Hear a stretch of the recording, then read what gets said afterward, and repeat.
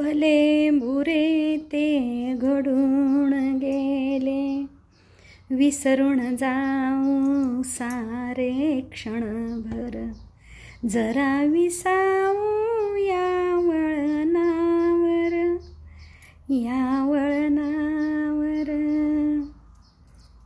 नमस्कार, मी सुवर्णा. तुमचं माझ्या चॅनलमध्ये खूप खूप स्वागत आहे. पहा ना, काही माणसं अगदी छोट्या छोट्या गोष्टीतून मनातून राग धरून ठेवतात, द्वेष करतात, मत्सर करतात आणि हा राग, द्वेष, मत्सर त्याच माणसाचं अपयशाचं कारण बनत असतं. पहा ना, इथं माझ्या वाचनात आलेली एक छोटीशी गोष्ट सांगू इच्छिते. अमित आणि सुमितची ही गोष्ट आहे. अमित आणि सुमित यांची शेती प्रचंड मोठी होती आणि एक वर्ष ठरवतात की आपण आंब्याची झाडं लावायची दोघंही. आणि ही दोन्ही मित्र असतात आणि दोघंही आंब्याची झाडं लावतात.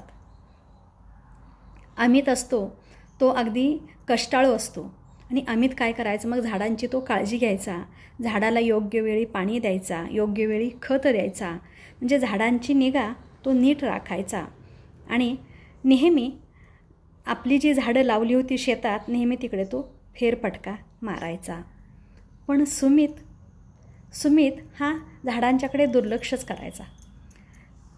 तो वेळी अवेळी कधीही पाणी द्यायचा झाडांना, कधीही खत घालायचा. आणि यामुळं झालं काय, मग साहजिकच अमितची जी झाडं होतीत ना, त्याची वाढ छान अशी झाली, सुंदर अशी झाडं वाढली.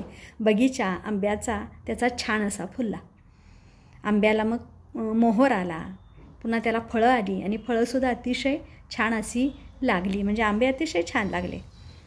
आणि इतकी सुंदर बाग फुललेली आहे, याला फळं आलेली आहे पाहून सुमितला वाईट वाटायला लागतं. सुमित म्हणतो, दोघांनी आम्ही बरोबरच झाडे लावली आणि त्याच्या झाडांना फळं आली. आणि अशा प्रकारे तो त्याचा म्हणजे राग करू लागला, मत्सर करू लागला. पण इथं झाडांची काळजी घेणं गरजेचं आहे हेच सुमित विसरला होता. कारण सुमितनं वेळेवर पाणी दिलं नाही, खत दिलं नाही, त्यांची काळजी घेतली नाही आणि त्यामुळे सुमितची जी झाडं होती ना, ती वाढलीच नाहीत, त्याची बाग फुललीच नाही.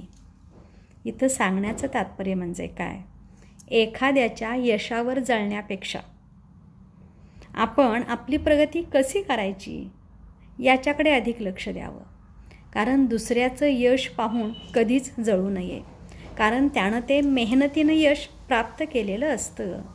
मग त्याच पद्धतीनं आपणसुद्धा जर यशस्वी व्हायचं असेल तर आपणही मेहनत करणं गरजेचं आहे, हेच माणसं विसरून जातात आणि दुसऱ्याचं यश पाहून मग ते जळायला लागतात. यामुळं होतं काय, केवळ मत्सर द्वेष केल्यामुळं आपलाच तोटा होत असतो. तर आपला फायदा कसा होईल या दृष्टीनं आपण प्रयत्न केलं पाहिजे. सतत प्रयत्नशील राहणं गरजेचं आहे, तरच आपलं नुकसान होत नसतं. त्यामुळे दुसऱ्याच्या यशावर कधीच जळू नये. कसे वाटले विचार अवश्य सांगा. तोपर्यंत स्वस्त राहा, मस्त राहा, मजेत राहा, आनंदी राहा, उत्साही राहा, हसत राहा आणि हसवतसुद्धा जरूर राहा. धन्यवाद.